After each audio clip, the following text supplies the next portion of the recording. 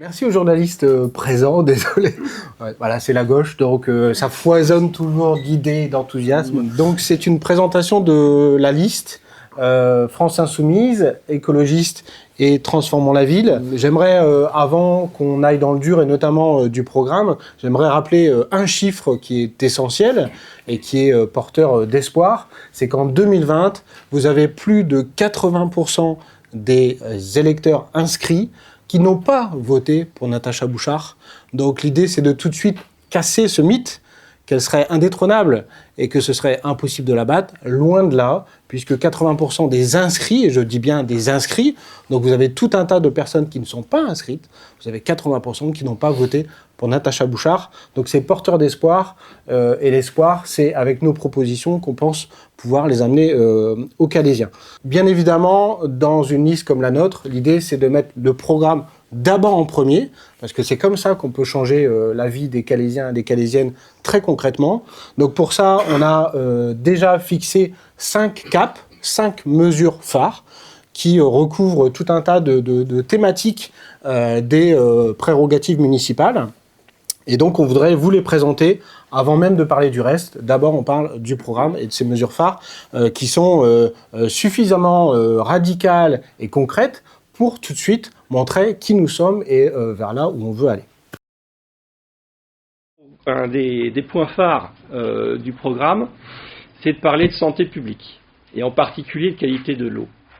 Notre eau du robinet pose problème. L'autorité régionale, l'agence régionale de santé qualifie la qualité de l'eau de notre eau du robinet d'insuffisante. Elle est classée C en raison de pollution chimique, à tel point qu'elle est déconseillée aux nourrissons. C'est-à-dire qu'on ne peut pas mettre de l'eau du robinet dans les biberons parce que ça porterait un risque pour la santé de nos enfants en plus bas âge. On pense que les parents du Calaisis doivent pouvoir mettre l'eau du robinet dans les biberons sans faire courir de risques à leurs enfants. Et donc, bien évidemment, nous allons reconquérir la qualité de l'eau. Comment ?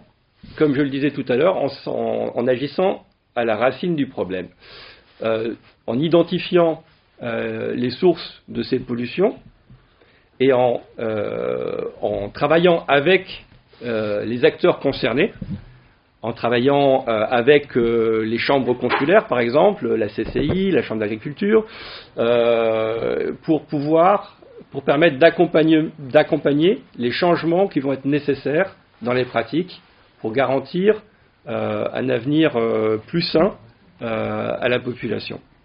Vous vous souvenez tous qu'il y avait plus de 2 millions de personnes qui ont signé la pétition contre la loi du plomb. Donc ça montre bien que cette prise de conscience, elle est nationale et que le risque est bien présent et que les gens en ont bien conscience. Et nous, on est là pour répondre à ce besoin qui est exprimé. Pour aller plus loin dans la manière de gérer l'eau actuellement est en régie privée. C'est un délégataire qui gère notre eau du robinet. Nous, on souhaiterait réfléchir au passage de l'eau en régie publique pour permettre d'améliorer la gestion de l'eau, prendre la main sur sa gestion et avoir de plus grandes marges de manœuvre sur la manière dont on procède. Ça se fait par exemple à Paris, ça se fait dans d'autres villes où l'eau est passée en régie publique et avec succès. Donc nous, notre objectif, c'est de faire pareil, de manière à ce que les intérêts privés de certaines entreprises gestionnaires ne prennent pas le pas sur l'intérêt public et l'intérêt général.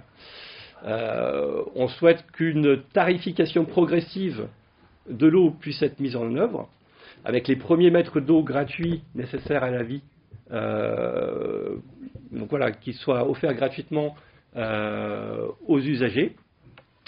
On envisage quelque chose comme 12 mètres cubes d'eau gratuits par an et par personne. Et également, il est important pour nous que l'eau soit non seulement de qualité, mais aussi qu'elle soit accessible à tous. C'est la raison pour laquelle nous allons également installer des fontaines publiques largement sur le territoire pour que tout le monde puisse avoir un accès à l'eau, à une eau de qualité. Voilà, une eau de qualité pour toutes et tous. D'abord, pour faire le lien avec l'intervention précédente, il y a un enjeu démocratique pour la municipalité à ne pas se dessaisir de la gestion des communs. C'est pourquoi nous voulons faire campagne sur les délégations de services publics, notamment sur la gestion de l'eau, donc comme vient de le dire Jean-Pierre, mais aussi sur la question du réseau de chaleur, surtout compte tenu des événements du Pomaret lors des 2 derniers hivers. Mais il y a aussi un enjeu national de revitalisation démocratique. On ne peut pas se satisfaire de l'abstention massive à chaque élection. Encore 45% d'abstention à Calais à l'élection législative de 2024, sans compter la non-inscription ou la mal-inscription sur les listes électorales. La municipalité a une responsabilité particulière dans cette revitalisation, en tant que collectivité la plus locale, à commencer par la mise en place de campagnes d'inscription sur les listes électorales. Et on ne peut que remarquer la légèreté avec laquelle Madame Bouchard prend ces questions. Où voit-on des campagnes d'inscription électorale à Calais ? Jamais. En tout cas, pas des campagnes sérieuses. Et de manière plus générale, nous pensons que la démocratie souffre de son intermittence.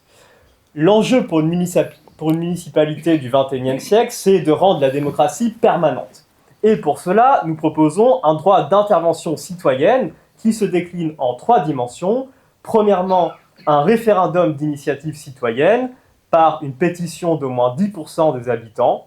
Notre conseil municipal alors s'engagera à en respecter le résultat sous réserve d'une participation minimale. Deuxièmement, une interpellation directe au conseil municipal par une pétition d'au moins 5% des habitants. Le porteur de la pétition pourra alors la défendre en conseil municipal et l'exécutif municipal lui apportera une réponse. Et troisièmement, un référendum révocatoire par une pétition d'au moins 10% des habitants. Nous nous engagerons individuellement à démissionner de notre poste en cas de révocation. Pour conclure, ces mesures ne sont que transitoires. Elles ne pourront être véritablement contraignantes que si on rédige une nouvelle constitution au niveau national, si on passe à une 6e République. Mais voilà ce que l'on peut faire au niveau municipal. Je voudrais démarrer par quelque chose qui semble peut-être une évidence, mais que les êtres humains ont une valeur identique et qu'on s'est habitué à voir des femmes, des enfants, des hommes au bout du rouleau, que cette habitude de voir des gens à la rue est en fait une habitude insupportable. Elle est insupportable, mais elle est quotidienne à Calais, puisque la mairie mène une politique anti-précaire, une politique qui vise à mettre la précarité et puis surtout les pauvres sous le tapis. Alors pourquoi je dis ça ? À Calais, il y a constamment plus d'1 millier de personnes qui vivent à la rue. À Calais, il y a seulement 177 places d'hébergement d'urgence. C'est un chiffre qui est tiré du dernier rapport de la DDETS, la Direction départementale de l'inclusion et de la cohésion sociale. À Calais, c'est 23% des appels du 115 du département du 62, alors que c'est seulement 11% de la population du département. Donc il y a une surreprésentation des personnes en précarité qui ont besoin du 115. Et on sait d'ailleurs qu'un nombre extrêmement important de personnes à la rue n'appellent même plus le 115, à force de refus. Donc ce chiffre, finalement, il euphémise la réalité. À Calais, c'est aussi, on en parlait juste à l'instant avec Laurent, c'est 10% de logements vacants, selon le dernier rapport de l'INSEE. À Calais, c'est aussi 45 000 euros qui ont été mis en 2022 pour poser des rochers, 70 000 euros qui ont été posés en 2023 pour poser les mêmes rochers, et des sommes monstrueuses d'argent pour des barbelés, pour de la coupe d'arbres, pour l'hostilité finalement. Alors nous, ce qu'on propose face à ces situations de rue, c'est faire finalement feu de tout bois pour faire de l'hébergement des personnes à la rue une priorité. Ça passe par l'augmentation du nombre de places d'hébergement. C'est vrai, l'hébergement, c'est la compétence de l'État, mais nombreuses sont les mairies qui ont ouvert des places. Rennes, Strasbourg, Lyon, Bordeaux, etc., etc., etc. C'est la réquisition des logements vacants, en vertu des pouvoirs de police du maire.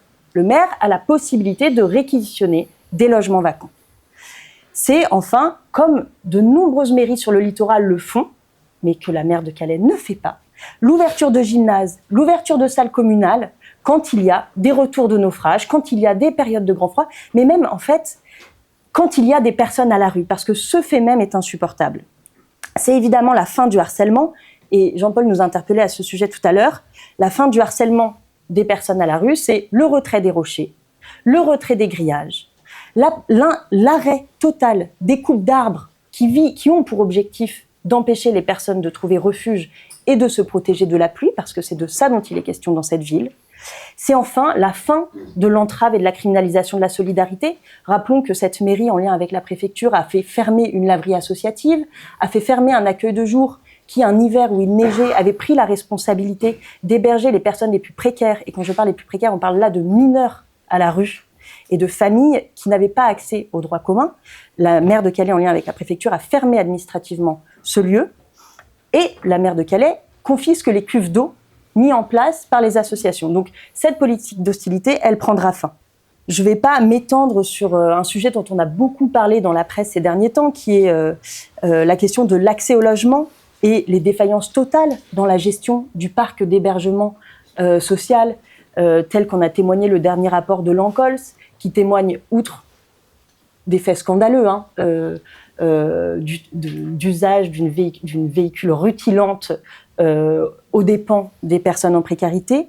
Je ne vais pas m'étendre là-dessus, simplement, ce rapport, il montre aussi quelque chose, il montre la faillite de Terre d'Opale Habitat dans l'accès des ménages les plus précaires au logement social. Et personnellement, pour accompagner des personnes en précarité, certaines personnes attendent 1 an et demi, 2 ans pour accéder à un logement social en étant à la rue. Donc, face à ce constat, il y a aussi un enjeu vraiment de création de logement social, de mise en œuvre des recommandations de l'ANCOLS immédiatement, et puis de gestion transparente du logement social dans notre ville, puisque, on le sait, l'hébergement d'urgence est vite embouteillé s'il n'y a pas la possibilité d'accès au logement. C'est vrai partout en France, et c'était aussi vrai à Calais, et c'est une responsabilité de la mairie. Notre bassin d'emploi est à 11,3% de taux de chômage, c'est-à-dire entre 3 et 5 points au-dessus du taux de chômage de nos voisins. Pendant le mandat actuel, Calais a connu une hécatombe de fermeture et de licenciements dans l'industrie. On l'a vu avec Prispian Draca, Catensis, Mécano, Saint-Exime, Marc et Balzan et récemment Chroma Biotech. Dans la dentelle, avec Richers Maresco, De Sey, voyons, il y a un total de 523 emplois qui ont été détruits depuis 2020. Donc 523 familles dont les conditions de subsistance sont menacées. Ce n'est pas une situation qui est acceptable. Parmi les entreprises que je viens de citer, certains gestionnaires indélicats n'ont pas payé leurs taxes d'assainissement à la collectivité, donc ça va être la collectivité et donc le contribuable, qui va devoir payer la note.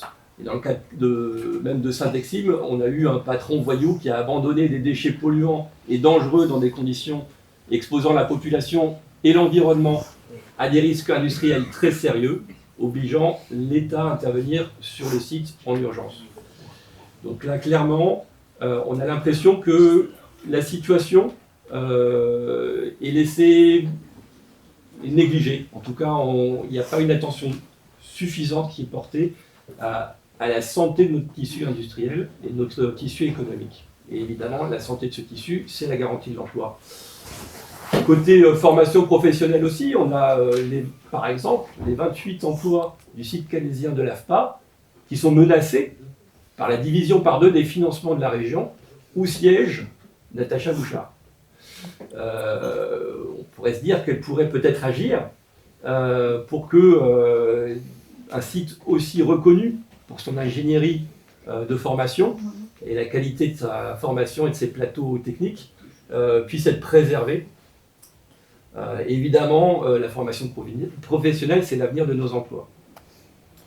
Pour anticiper les crises, maintenir et développer l'emploi dans la ville et l'agglomération, la santé de notre tissu économique doit faire l'objet d'une veille attentive, d'une vision stratégique résolument tournée vers les métiers d'avenir qui seront bénéfiques à la société de demain, comme la transition énergétique et écologique qui peut créer, si elle est suffisamment ambitieuse, jusqu'à 1 million d'emplois nets en France, dans l'isolation des logements, l'installation d'énergie renouvelable, l'agriculture biologique et tant d'autres sujets et tant d'autres secteurs d'activité.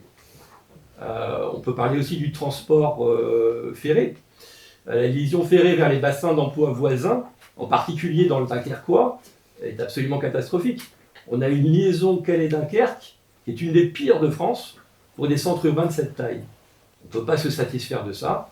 Et nous avons au cours du mandat interrogé, poussé à son développement, mis en lumière ce défaut. Et on ne peut pas se satisfaire du fait qu'on va être dépendant d'une ligne de chemin de fer qui est aléatoire, avec une desserte totalement insuffisante au vu des besoins et surtout au vu des créations de besoins qu'il y a dans le bassin d'emploi du Dunkerquois.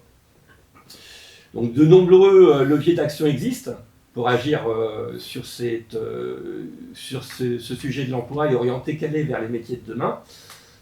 Je pense par exemple au plan climat, au plan alimentaire territorial pour développer l'agriculture durable, une agriculture biologique, et d'autres structures où Calais est représenté. Je pense par exemple au pôle métropolitain de la Côte d'Opale qui agit et qui réfléchit sur le développement de la voie ferrée sur le littoral. On parle de CERM Littoral Service, qui est en projet, donc, que nous, on souhaite voir advenir, parce que c'est un véritable enjeu pour favoriser l'emploi. Enfin, nous proposons également de créer de l'emploi local en recourant à des dispositifs nationaux existants, comme le territoire zéro chômeur de longue durée, qui pourrait par exemple être mis en œuvre pour la restauration de notre patrimoine. On voit par exemple que les remparts du Forgnolais ou de la Citadelle sont dans un piteux état, et bien là, avec ce dispositif, on pourrait mettre des gens au travail pour permettre la restauration de notre patrimoine. C'est un double bénéfice. Là, moi, je vais vous parler un peu de quelque chose sur lesquels on a beaucoup travaillé, c'est les quartiers, le problème effectivement il y a de grandes inégalités entre les quartiers à Calais. Et c'est aussi un ressenti, quand on va discuter avec les gens, c'est vraiment le ressenti que l'on a. Alors, Natacha Bouchard montre qu'elle veut faire des choses, mais elle base son inclusion des quartiers sur l'événementiel, et seulement l'événementiel. Alors, les varans, les feux d'artifice. Bon, elle veut essayer effectivement l'histoire de cette troisième piscine qui serait dans un autre quartier. Elle veut aussi essayer de revaloriser les centres espaces forts, donc très bien. On ne va pas s'opposer à ça, c'est très bien, il faut faire, mais pour nous, ça nous paraît vraiment très insuffisant parce que les inégalités, elles sont toujours là et elles sont très, très fortes. Par exemple, il y a un manque criant de transport en commun, surtout les soirs, les nuits, les week-ends, entre les quartiers Beaumarais, Forgnolais et la ville. Donc ça pose vraiment un grand problème. Déjà, ce sont des gens qui se sentent un peu exclus de la ville et ce manque de transport, ça ne va pas les aider à changer d'avis. De même, il faut savoir qu'on parlait de tout ce qui est travail, etc., du chômage. Il faut savoir que le taux de pauvreté à Calais est de 29%. En sachant qu'en France, il est de 14,9%. Donc, il y a un gros problème. Et on sait qu'à Calais, les quartiers qui sont les plus défavorisés, qui connaissent une très forte pauvreté, c'est Forgnolais, c'est Beaumarais, c'est encore ces quartiers-là qui se sentent un peu oubliés. Et d'ailleurs, vraiment, on le ressent quand on va vers les gens de ces quartiers, c'est vraiment le premier ressenti, c'est la première chose qu'ils nous disent. Alors, nous, ce qu'on proposons, déjà, c'est quelque chose qui ne serait pas forcément très coûteux et qui est sans doute facile à organiser. C'est un meilleur maillage des transports pour permettre une meilleure mobilité des gens. C'est quelque chose qui pourrait se faire, je pense, assez facilement. Deuxième chose, valoriser les quartiers dans leur culture, dans ce qu'ils sont et dans la solidarité aussi, en permettant les rencontres. Nous, on a vraiment envie que les gens qui habitent à Beaumarais, qui habitent à Forgnolais, on a envie d'aller les voir, de les écouter, de voir ce qu'ils ont envie, ce dont ils ont envie, et de les intégrer dans tout ça. Ce ne serait pas la mairie qui impose des choses, mais travailler avec eux. Ça, c'est très important pour nous. Et pour ça, il faudrait créer des lieux de convivialité. par exemple des cafés associatifs, des kiosques, c'est des choses aussi pareilles, qui ne sont pas forcément très coûteux et qui pourraient redonner un peu de la dignité à ces quartiers qui se sentent, et je le répète encore une fois, complètement oubliés par la municipalité. Et d'ailleurs, le taux d'abstention dans ces quartiers est très important, et c'est vrai que pourquoi aller voter quand ils se sentent oubliés. Et enfin, dernier point, c'est que les quartiers ont de nombreuses associations qui fonctionnent, qui sont financées par la mairie d'ailleurs, mais qui travaillent en silo. C'est-à-dire que ils travaillent un peu chacun de leur côté. Et nous, on aimerait bien justement, en discutant avec les associations qui font du travail sur les quartiers, mais en essayant de se coordonner, de travailler ensemble. L'idée, c'est que la liste, elle soit la plus ouverte possible, la plus plurielle possible, en respectant bien sûr ce socle de valeurs, ce socle de mesures phares, puisque bien sûr, il faut toujours quand même une boussole, c'est juste essentiel. On veut une grande diversité de profils, une grande diversité de quartiers, de parcours, des gens qui incarnent, des gens qui souhaitent s'engager. Il n'y a pas de CV minimum, tout le monde est le bienvenu. L'idée phare quand même, c'est que tout le monde peut faire de la politique, tout le monde peut être acteur de la vie de la cité, ça c'est essentiel. Et donc l'idée c'est qu'il n'y a pas de place réservée plus que d'autres sur cette liste, tout le monde sera là bienvenu. On est en phase forcément de discussion. L'idée c'est qu'aussi cette annonce publique permette justement de créer des vocations, de rassurer les gens, et quelque part on prendra notre temps pour que cette liste soit la plus variée possible. En attendant, on a quand même un socle de tête, entre guillemets, avec les 3 personnes que vous êtes devant vous, je crois que c'était pas un mystère. On a donc Jean-Pierre Moussaï qui sera en 3e position, Juliette Delaplace qui sera en 2e, et moi-même, Jean-Philippe Lannoy, qui sera tête de liste. Donc, je m'appelle Juliette Delaplace, moi je suis calaisienne depuis 6 ans. J'ai la joie quotidienne et un peu la fatigue aussi d'être maman d'une petite fille née à Calais. J'ai travaillé pendant 10 ans dans le secteur de la solidarité, de la lutte contre la précarité et notamment de respect des droits des personnes étrangères. Aujourd'hui, je suis en reconversion professionnelle, je suis élève avocate, voilà. Et je suis vraiment très contente à la fois de militer à Calais, de vivre à Calais et d'être sur cette liste. Parce que je pense qu'à Calais, il y a une solidarité qui est très forte. Il y a une envie de changement qui est très forte, une envie de justice qui est très forte. Et moi, je me sens totalement portée par ce réseau, ce maillage, cette communauté de gens solidaires dont je fais partie. Voilà, je pense que Calais, c'est une zone d'humanité à défendre. Et c'est pour cette raison-là que je suis sur cette liste. Au nom, avec la confiance, de mes camarades de Transformons la Ville, bien entendu. Et voilà. Et j'expliquerai un peu, si ça vous intéresse, le pourquoi Transformons la Ville se retrouve sur une liste, et donc dans une démarche électoraliste. Ce qui me concerne, je pense que la majorité d'entre vous a eu l'occasion de me connaître. Je suis Jean-Pierre Moussali, je suis élu à la ville et à l'agglomération, élu écologiste. J'étais ingénieur dans une grande multinationale de l'industrie, j'ai travaillé dans l'aide au développement, engagé aussi dans les luttes environnementales et en particulier pour la transition énergétique et les politiques énergétiques et climatiques. Je suis arrivé à Calais il y a une douzaine d'années pour travailler dans une entreprise d'insertion qui fabrique, qui construit des logements sociaux en matériaux naturels et très efficaces en énergie. Donc ça a été la raison de ma venue et actuellement je suis enseignant en mathématiques et sciences dans un lycée professionnel calaisien. Donc pour ma part, Jean-Philippe Lannoy, je suis papa de 3 enfants, je suis né à Calais, que je n'ai jamais quitté. J'aurais peut-être dû à un moment donné aller voir ailleurs quand même, mais non, trop chauvin pour ça. Donc je suis resté à Calais toute ma vie. Je suis actuellement commerçant depuis maintenant 3-4 ans, situé sur le boulevard Gambetta avec grand plaisir, parce que ça permet comme ça d'embrasser la ville de manière physique et c'est un métier qui me plaît énormément. Je suis militant depuis 10 ans à la France Insoumise. Pour l'anecdote, c'est François Hollande qui m'a mis dans la rue, comme beaucoup de militants et aussi beaucoup d'insoumis. C'est la loi El Khomri, tout simplement, où il y a eu cette trahison terrible du Parti socialiste de faire une loi qui n'avait rien à voir avec ce qui avait été voté quand François Hollande a été élu. On avait cet espoir de très fort de changement. On a été quand même sacrément déçus. Donc ça m'a mis dans la rue, même si j'ai toujours été au fond de moi engagé et intéressé par la politique. Je pense comme beaucoup de gens, cette politique, je la suivais de loin, je me disais que c'était peut-être pas pour moi, que ça allait peut-être prendre du temps, c'était compliqué. C'est aussi pour ça que tout à l'heure, quand j'ai parlé de liste, l'idée c'est de mettre à l'aise tout le monde, que tout le monde peut s'engager, tout le monde peut s'y mettre. Pour changer les choses, il suffit juste d'un peu de bonne volonté. Donc l'idée aussi de cette campagne, ça va être de mettre les gens, alors peut-être pas dans la rue, mais en tout cas leur dire, allez, venez, rejoignez-nous. Il y en a pour tout le monde, il n'y a rien de compliqué, il y en a pour tous les goûts. Et le but, c'est juste de vouloir changer les choses. Donc c'est ce que j'ai voulu faire donc en 2016 avec la loi El Khomri, ou c'était 2015, je crois, El Khomri. Et après, il y a 2017, il y a eu l'espoir, bien sûr, des présidentielles de renverser la table.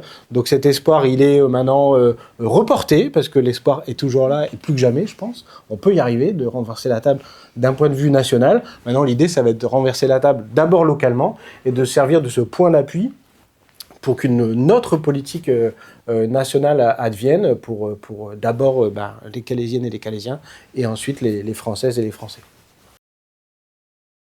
En fait, l'année dernière, à la suite des élections législatives, on a été un collectif à vouloir faire donc s'approprier la politique autrement, et notamment en s'appropriant les compétences d'une mairie, mais aussi en s'appropriant les sujets qui pouvaient être abordés différemment au sein d'une mairie.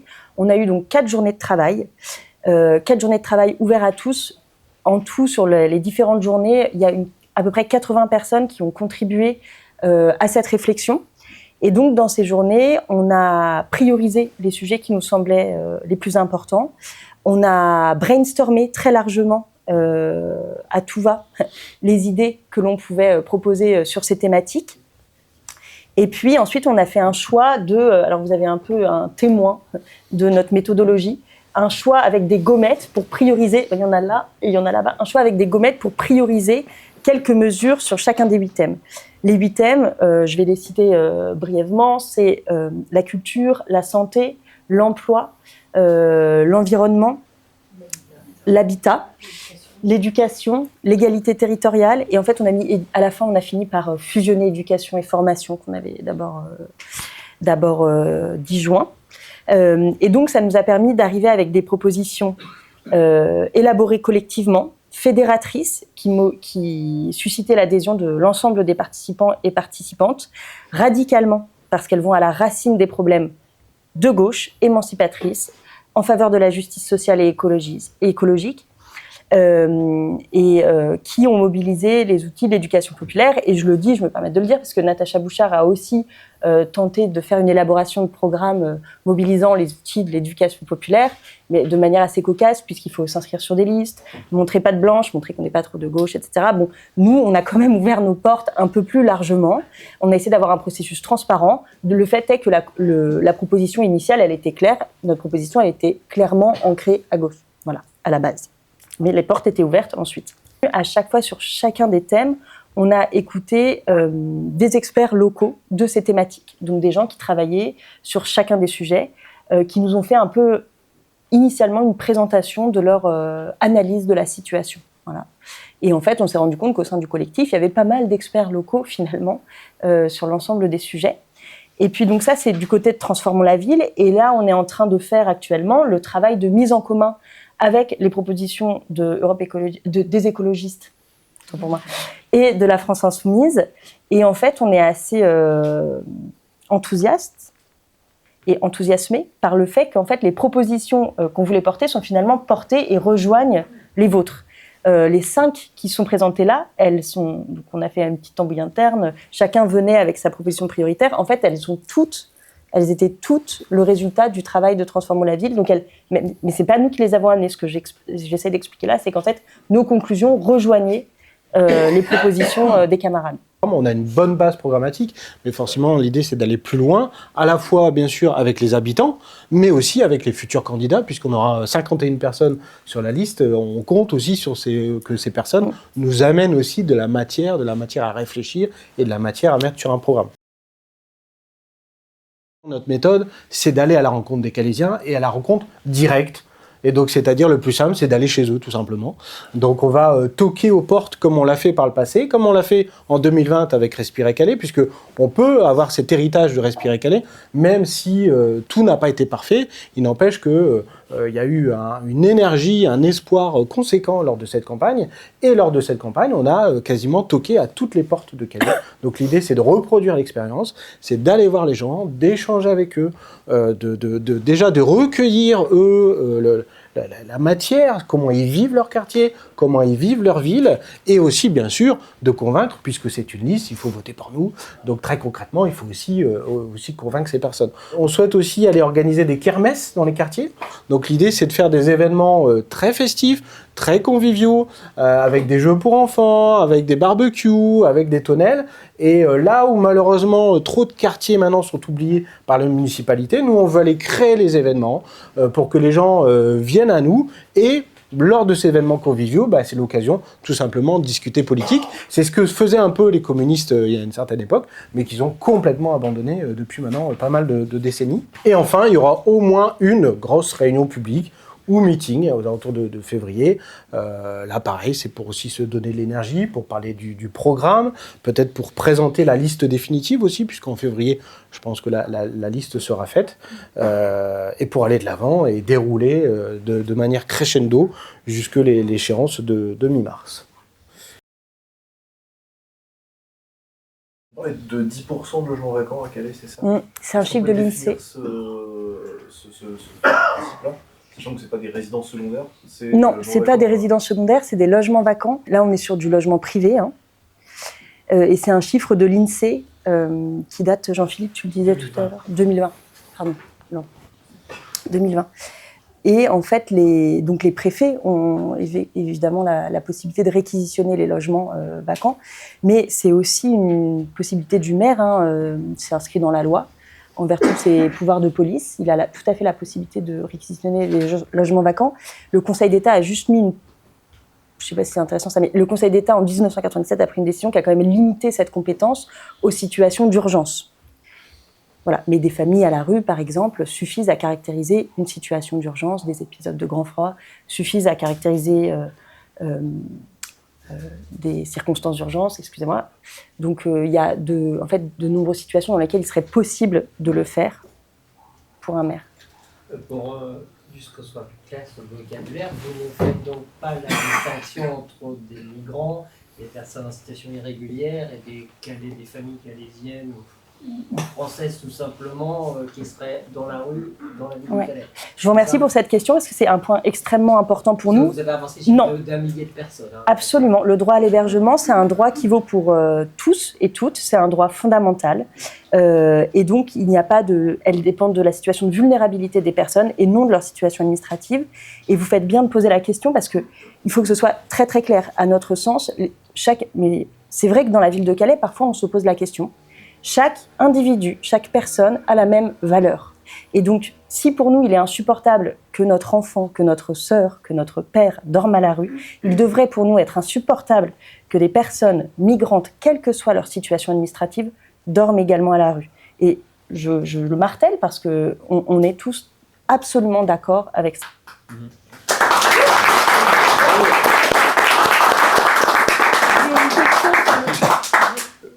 Il y a une peur, je crois, parmi les Calaisiens qui est qu'on ne s'occupe pas assez d'eux.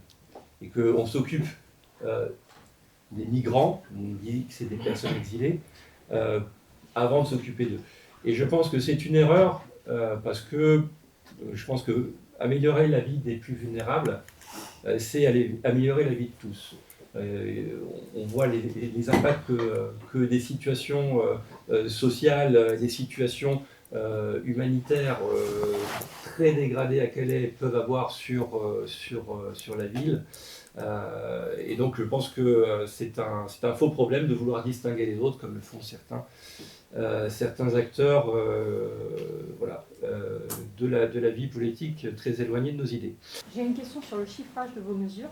Est-ce que vous avez réfléchi à ça? Est-ce que vous pouvez déjà nous donner des éléments de réponse sur le chiffrage, notamment de la mise en place d'une régie publique de l'eau qui paierait cette dépollution, ou notamment sur votre politique de logement? Est-ce que derrière tout ça, vous avez déjà des chiffres à nous avancer? Concernant le chiffrage, bien évidemment, Le chiffrage détaillé n'est pas encore fait puisque le programme détaillé n'est pas encore rédigé.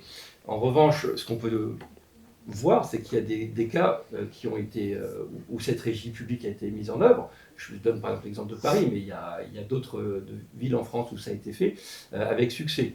Alors pourquoi est-ce que c'est susceptible d'être intéressant économiquement aussi? C'est tout simplement parce que les gestionnaires des services de l'eau sont des entreprises privées. Donc qui dit entreprise privée dit bénéfice, dit actionnaire, et donc c'est de l'argent qui va plutôt vers les actionnaires, plutôt que vers la collectivité. Donc là, c'est de l'argent qu'on sera capable de récupérer. Mais bien évidemment, on va chiffrer ces mesures-là bien plus précisément d'ici la fin de la campagne. On aura des réponses à vous apporter plus détaillées, bien sûr. Moi, je voudrais quand même dire quelque chose sur cette question du budget, parce qu'effectivement, on se la pose, enfin, dès qu'on imagine une mesure, on se pose la question du budget. Vous le savez aussi bien que moi, hein, le budget 2024 de la mairie Calais, grosso modo, c'est 120 millions de fonctionnement, 62 millions d'investissement. Juste, l'argent existe. Pour rappel, 2024, l'investissement sur le Varan de voyage, 3,24 millions d'euros. Pour le spectacle d'inauguration du Varan, 2 millions. Et rien que la communication, je donne des éléments, des repères pour réfléchir au budget. La communication autour du Varan, 250 000 euros. Une nuit d'hébergement d'urgence, c'est entre 30 et 50 euros. J'avais fait le petit calcul parce qu'on propose l'ouverture d'une maison d'hébergement femmes-famille. Donc c'est vraiment complémentaire de la maison des femmes qui existe actuellement à Calais, qui est simplement un accueil de jour. Et d'ailleurs, je crois qu'il y a eu un article aujourd'hui de l'association Mara-le-Toit qui justement criait à l'aide par rapport au manque d'hébergement des femmes-familles sur la ville de Calais. Donc voilà, 60 places d'hébergement d'urgence sur un an, c'est 870 000 euros, avec un tarif haut de financement par rapport au coût moyen d'un hébergement d'urgence. Voilà. Donc juste, voilà, là c'est 60 places de gens qui dorment pas à la rue. Donc c'est quelque chose qui est possible au vu du budget global de la mairie de Calais. 60 places, 870 000 euros par an. Par an, ouais. Ouais, d'accord. Ouais. En fait, l'hébergement d'urgence, ça nécessite beaucoup d'accompagnement social. En fait, c'est pas comme du logement. Voilà, exactement. Puisque l'objectif, évidemment, est pas de rester dans l'hébergement d'urgence. Hein. L'objectif, c'est de sortir de l'hébergement d'urgence. Et du coup, il y a, en fait, dans cet argent-là, c'est beaucoup de frais de travailleurs sociaux, en fait, et d'accompagnateurs sociaux. Donc juste, voilà, je voulais donner ce chiffre-là. C'est possible, c'est possible. On parle de l'eau, on a parlé du chauffage. Le chauffage, on récupère la régie, on récupère en régie. Si on parle de régie publique de l'eau, c'est que le contrat s'arrête en 2026, en fait. Donc on a l'opportunité très concrète de dire on arrête le contrat et nous, on prend les devants. C'est tout à fait faisable. Le problème de la régie du chauffage, c'est que le contrat vient d'être renouvelé, en fait. Donc juridiquement, à moins de s'engager dans une bataille terrible qui va coûter extrêmement cher, ça semble compliqué. D'autant que, alors, sauf si les fautes récentes du chauffage sont imputées au nouveau prestataire, mais j'ai pas l'impression que ce soit la direction qui sont prises, c'est l'ancien réseau qui est en cause. Donc comme l'ancien prestataire n'est plus là, on n'a pas d'outils juridiques pour forcer les choses. Mais bien évidemment que s'il y a plusieurs mandats, au moment du renouvellement de la régie, bien évidemment que là aussi, ce sera une régie publique. Puisqu'on est persuadé que le service public, c'est souvent ce qu'on dit, c'est le patrimoine des plus précaires. Et donc l'idée, c'est qu'on peut faire mieux pour moins cher en utilisant la régie publique. Ce sont des chaudières qui fonctionnent au bois. Alors, je résume de manière un peu caricaturale, mais on n'est pas en train de lancer une fusée sur la Lune, quoi. Hein. Je veux dire, c'est juste une grosse chaufferie avec des gros tuyaux qui fait circuler de l'eau, il n'y a rien de très compliqué.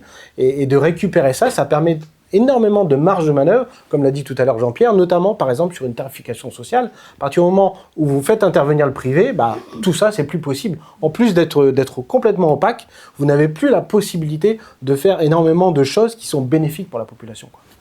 On parlait de lieux, d'ouverture de lieux, de vie, de partage, etc. On pense ça généralement par des lieux privés, des lieux associatifs. Comment ça se met en place? Est-ce qu'on va revoir des MPT? Est-ce qu'on va revoir des... j'aimerais avoir le détail de cette... Le but, c'est pas de créer on parle de ce qui existe aussi.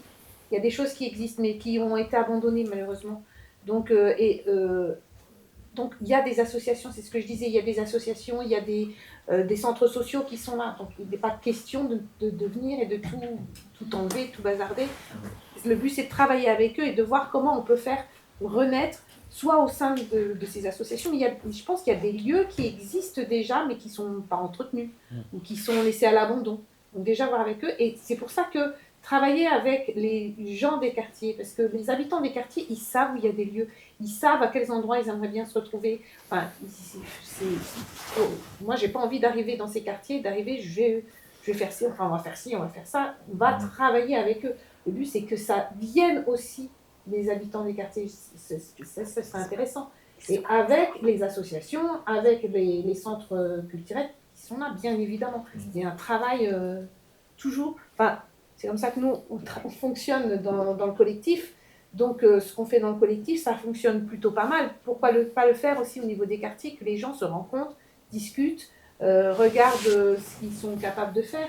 Et je pense qu'il y a des savoir-faire aussi dans les quartiers. Mais peut-être il y a un bâtiment à retaper, mais peut-être qu'il y a des gens qui seraient prêts à le faire. Enfin, tout est, pour là, ça, tout est aussi à faire avec les habitants, et pas imposé. C'était vraiment l'idée de renforcer l'idée des maisons de quartier. C'est-à-dire que les maisons de quartier puissent devenir un vrai carrefour des quartiers, c'est-à-dire en termes associatifs, qu'ils puissent venir là-bas, et qu'en plus on puisse mettre des services de la mairie dedans. C'est-à-dire des services administratifs, des services de santé, faire vraiment un lieu qui appartient aux habitants du quartier. Juste un dernier point là-dessus aussi, on peut donner un exemple, c'est qui donne peut-être aussi l'image de la santé du tissu, je dirais, de convivialité. On a juste à 2 pas d'ici une microbrasserie qui s'appelle le Bon Vent, qui est un lieu génial.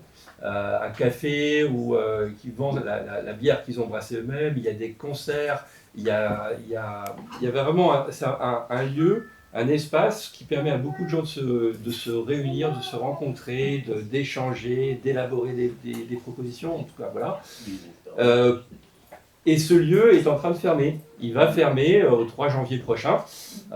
C'est déplorable. Et nous, on pense que ça pourrait faire partie d'une politique de convivialité municipale, de permettre aux gens d'avoir des espaces de vie, comme vient de le dire Jade et les autres personnes avant, et de permettre à ces lieux qui ont émergé, hein, on ne les a pas fait émerger, ils ont émergé,